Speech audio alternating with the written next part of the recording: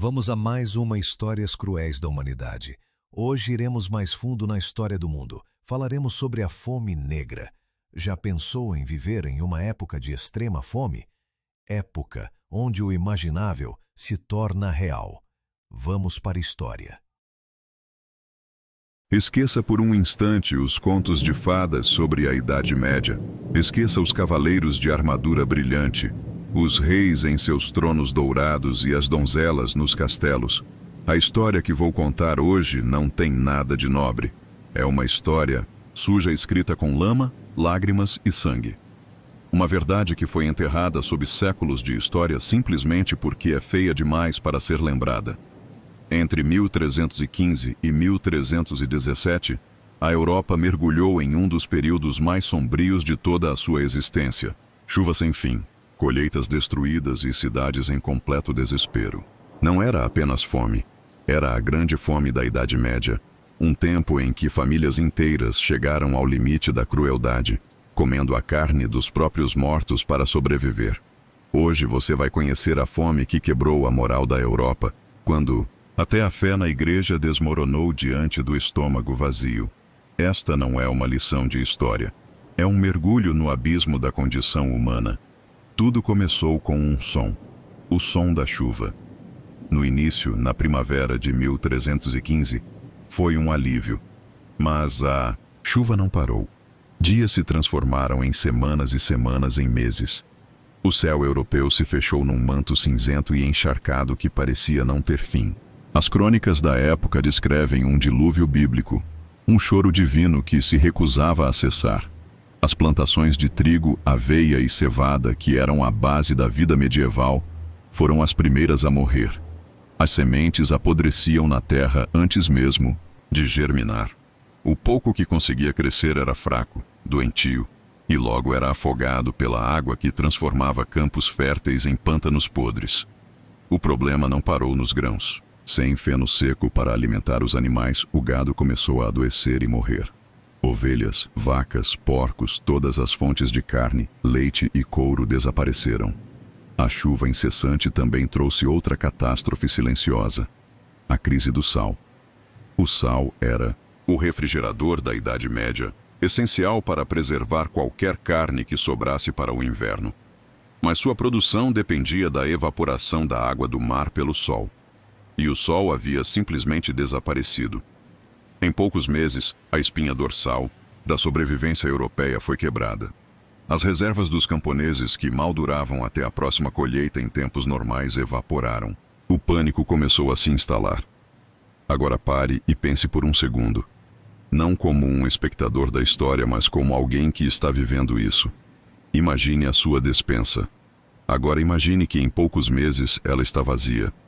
Os supermercados vazios, as fazendas transformadas em lamaçais estéreis, as estradas para buscar ajuda bloqueadas ou perigosas demais. A única coisa que você ouve é a chuva batendo no telhado e o som do estômago vazio dos seus filhos. O que você faria? Essa pergunta, que para nós é um exercício de imaginação, para eles era a realidade brutal de cada novo amanhecer.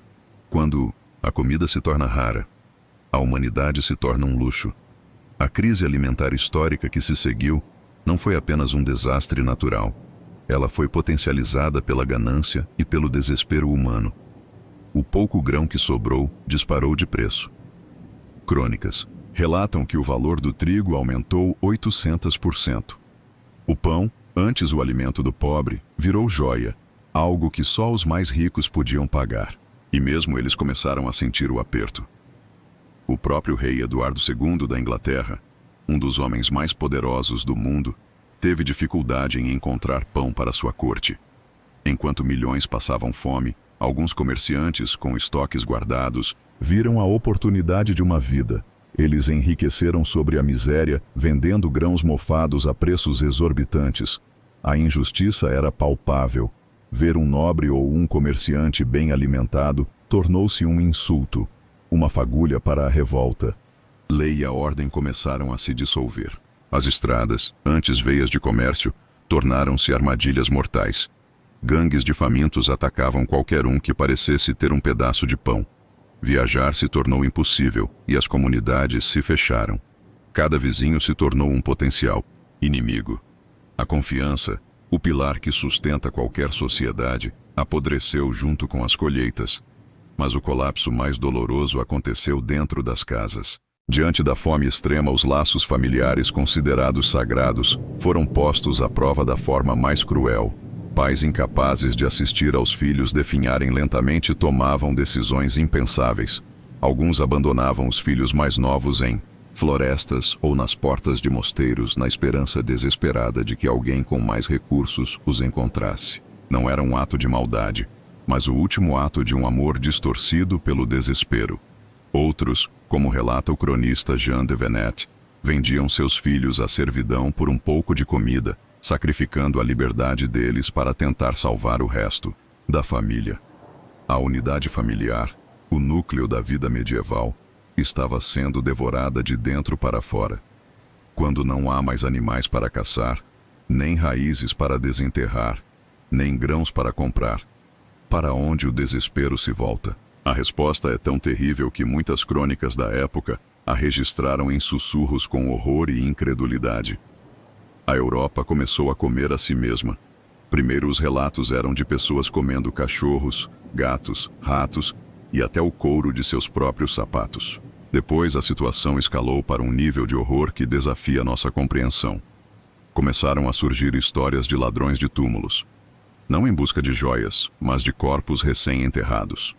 Os mortos não podiam mais descansar em paz, pois os vivos estavam famintos demais para respeitá-los. Os padres e bispos, os guias morais da sociedade, não tinham respostas.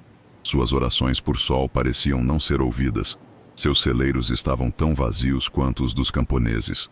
A igreja que por séculos prometeu salvação e conforto estava impotente. Deus parecia ter virado as costas para a humanidade. E no vácuo deixado pela fé, o mais profundo tabu humano foi quebrado. Cronistas de toda a Europa, da Irlanda à Polônia, começaram a registrar o impensável. Canibalismo, não apenas de estranhos ou de corpos roubados, mas dentro das próprias famílias. Johannes de Trokelove, um monge inglês, escreveu sobre prisioneiros nas masmorras que atacavam e devoravam os recém-chegados. Na Irlanda, relatos falavam de pais que matavam os filhos para comer e, em alguns casos, mães desesperadas que cozinhavam seus próprios bebês. Tente imaginar o estado mental de uma mãe para chegar a esse ponto. A tortura psicológica de ver seu filho chorar de fome por semanas até que o som se torne insuportável. A fratura da alma necessária para ver a criança que você gerou não mais como um filho, mas como a única fonte de sobrevivência.